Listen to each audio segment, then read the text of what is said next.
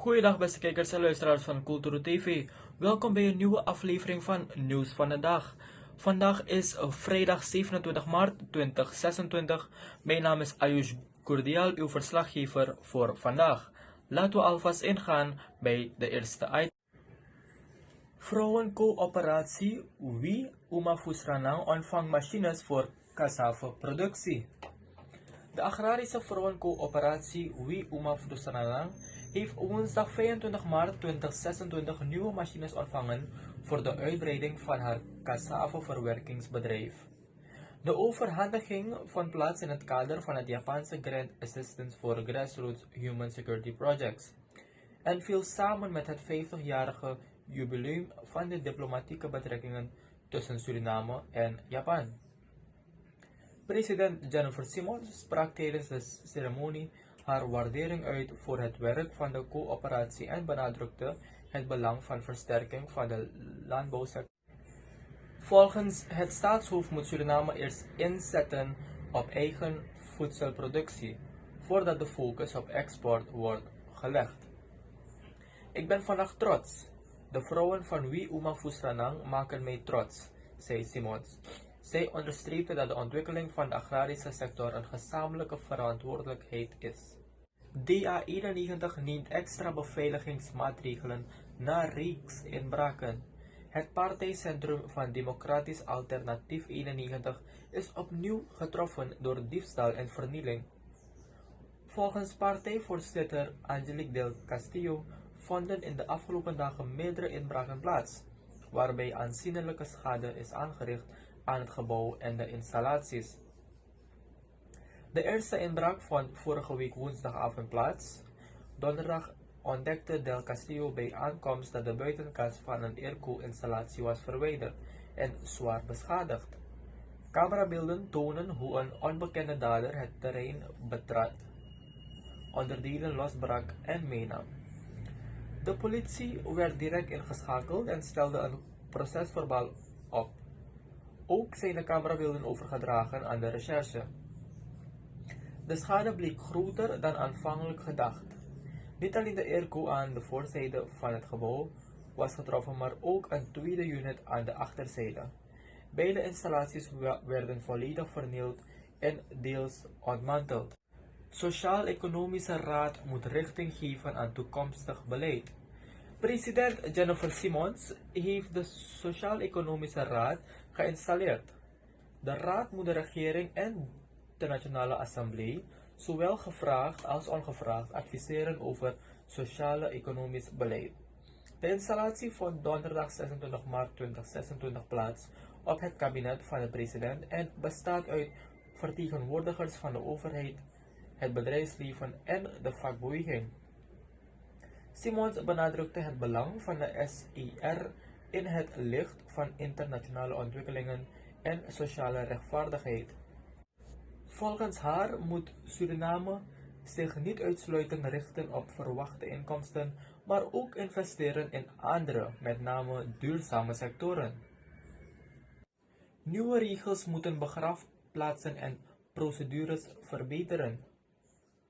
De DNA wil de bestaande begrafeniswetgeving actualiseren om te komen tot een meer ordelijke, respectvolle en hygiënische omgang met overledenen. In dat kader heeft de commissie van rapporteurs woensdag overleg gevoerd met vertegenwoordigers uit de uitvaartsector over een voorgenomen wijziging van artikel 26 lid 6 van de wet. De aanpassing moet leiden tot duidelijkere regels rond begrafenisprocedures en het beheer van begraafplaatsen. Volgens de commissie sluit het aan bij bredere ambitie van de overheid om wetgeving te moderniseren en beter af te stemmen op actuele maatschappelijke en volksgezondheidsnormen. Aan het overleg namen onder meer vertegenwoordigers deel van het ministerie van Justitie en Politie, in het bijzonder de afdeling Parket. Ook uitvaartbedrijven zoals Uitvaartbezorging MJ, Pusa en Hamdard Uitvaartzorg waren aanwezig. Politie Nikeri pakt smokkel en illegale handel aan bij gerichte acties. Een gemengd team van de politie van Regio West, bestaande uit de stootgroep en het Regio Bijstand Team West, heeft op donderdag 26 maart 2026 twee gerichte acties uitgevoerd in het district Nikeri.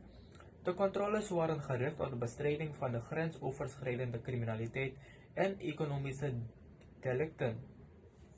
Na een anonieme melding werd een onderzoek ingesteld bij een supermarkt aan de Kamoleonrijstweg in Heenar-Polder. Daarbij troffen agenten meerdere illegale goederen aan, waaronder 37 pakken sigaretten van diverse merken zonder accijnzegels, 2 flessen Sir Edwards whisky, 6 flessen Smirnoff vodka Green Apple en een partij vuurwerk buiten de toegestane verkoopperiode. De eigenaar SJ, 42 jaar, werd ter plaatse aangetroffen en verklaarde dat de goederen van hem waren. Hij kon echter geen duidelijkheid geven over de herkomst. Extra inzet gedetineerden moet wateroverlast helpen verminderen. Minister Stephen Seng wil meer gedetineerden inzetten voor het schoonmaken van kolken. Dat moet bijdragen aan een betere afwatering en verminderen van wateroverlast. De minister geeft hierover in gesprek te zullen gaan met zijn collega van het ministerie van Justitie en Politie. Volgens Seng is het noodzakelijk om de capaciteit voor het onderhoud van de afwateringssystemen uit te breiden, vooral na recente perioden van hevige regenval en wateroverlast. Door extra mankracht in te zetten kunnen verstopte kolken sneller worden gereinigd. Dit moet ervoor zorgen dat regenwater beter kan wegstromen en overstromingen worden beperkt. Tegelijkertijd benadrukt Seng dat naast praktische maatregelen ook bewustwording onder de bevolking essentieel blijft. De overheid zet daarom de Green Country-campagne onverminderd voort. Minister Huur bespreekt toekomst Nieuw Combi met bestuur. Minister Michaela Huur heeft samen met haar team een kennismakingsgesprek gevoerd met het bestuur van Nieuw Combi. Tijdens het overleg gaf voorzitter Olivia Misasi een toelichting op de stand van zaken binnen de organisatie en de belangrijkste aandachtspunten. In het gesprek kwamen onder meer de voortgang van lopende en geplande projecten aan bod, evenals de verdere ontwikkeling en exploitatie van de faciliteiten. Ook bespreken beide partijen de uitdagingen waarmee het bestuur momenteel te maken heeft. Daarnaast werd stilgestaan bij de randvoorwaarden die nodig zijn om verschillende projecten volledig operationeel te krijgen. Daarbij gaat het onder meer om de locatie te Kwarasan en de plannen voor de verfraaiing van Nieuw Combi en Paramaribo. Het ministerie benadrukt het belang van structurele samenwerking en ondersteuning. Jamaica toont interesse in import agrarische producten uit Suriname. Jamaica heeft interesse in het importeren van agrarische producten uit het binnenland, waaronder cassave, cacao, broodvrucht en hooglandrijst. Dat bleek tijdens een georganiseerd bezoek van Don Simpson aan minister Michaela Huur van Regionale Ontwikkeling op donderdag 26 maart. Tijdens het gesprek is van gedachten gewisseld over de toenemende vraag naar deze producten op de Jamaicaanse markt. Volgens Simpson, extern consultant en internationaal adviseur van Suriname, is met name de vraag naar hooglandrijst groot. Die populariteit hangt samen met de gezondheidsvoordelen die aan dit type rijst worden ingeschreven. Naast importmogelijkheden tonen Jamaicaanse investeerders ook belangstelling voor investeringen in agrarische productie in rurale gebieden. Daarmee zou niet alleen de exportcapaciteit kunnen worden vergroot, maar ook de economische ontwikkeling in het binnenland worden gestimuleerd. Jamaica 1 wedstrijd verwijderd van WK 2026. Jamaica heeft donderdagnacht goede zaken gedaan en wist af te rekenen met Nieuw-Caledonië 0-1. Door deze zege is het Caribisch eiland geplaatst voor de finale van de intercontinentale playoffs en longt een tweede WK-deelname voor de Reggae Boys. Nieuw-Caledonië plaatste zich voor het playoff toernooi door de tweede plaats in de Oceanische WK-kwalificatie te bemachtigen. De selectie bestaat vrijwel volledig uit amateurvoetballers. Hoewel de favorietenrol tot Jamaica behoorde, was de eerste grote kans toch voor Nieuw-Caledonië. Linksbuiten Abazir Geno gaf in de 5e minuut een voorzet die net te hoog was voor Angelo Fulgini, waardoor hij de bal net niet goed kon raken. Henk ten Kate vertrekt na enorme deceptie bij Suriname. Henk ten Kate is er met Suriname niet in geslaagd om het WK in Noord-Amerika te bereiken.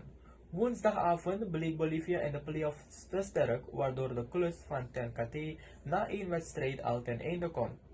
Ten Kate werd eind 2025 aangesteld als bondscoach van Suriname, met als doel het WK te bereiken. Onder toezien ook van FIFA-voorzitter Gianni Infantino begon Suriname hoopvol aan het doel. Kort na rust kwam de ploeg van ten Kate zelfs op voorsprong via Liam van Gelderen, die in de 48e minuut scoorde na een scrimmage in het strafschopgebied.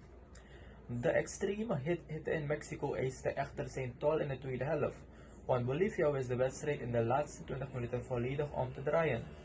Bolivia maakte een 1-1 en van het werd het zelfs 2-1 via een penalty. De duurste mislukking in de Surinaamse sportgeschiedenis.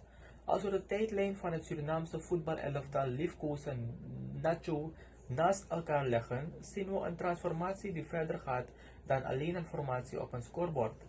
Het is een verhaal van identiteit, de strijd tussen lokaal talent en de diaspora en de eeuwige jacht op dat ene ongrijpbare doel, het wereldkampioenschap. De Jalins-era 2006 tot 2008 en 11 het glazen plafond. In 2008 bereikte Suriname onder Kenneth Jalins de 84ste plek op de FIFA-ranglijst. Tactisch leunde het team op de fysieke kracht en de ongepolijste techniek van de lokale competitie. Het was overleven en omschakelen. Het succes was de historische ranking en het vallen was de pijnlijke 7-0 redding tegen Costa Rica. Nacho ziet WK-droom uiteenspatten na pijnlijke nederlaag. De droom van Suriname om zich voor het eerst in de geschiedenis te plaatsen voor het wereldkampioenschap is in rook opgegaan. Nacho gaf een voorsprong uit handen en ging in de intercontinentale playoffs met 1-2 onderuit tegen Bolivia. De Zuid-Amerikanen nemen het over enkele dagen op tegen Irak voor een fel begeerd WK-ticket. Bondscoach Henk ten Kate koos voor Etienne Faesen onder de lat en gaf spits Joel Piroe zijn debuut. Dat betekende dat Regional Margaret en Geraldo Becker op de bank begonnen. Melairo Bogarde verscheen aan de aftrap, terwijl Jaron Sherry de aanvoerdersband droeg. Aan Boliviaanse zijde begon bondscoach Oscar Villegas met aanvaller Miguel Terqueros in de basis, terwijl verdediger Luis Hakim de ploeg leidde als captain. Samenwerking Hera United en Soccer Camps United geeft boost aan meidenvoetbal. Amsterdam. Het meidenvoetbal in de regio Amsterdam krijgt een nieuwe impuls.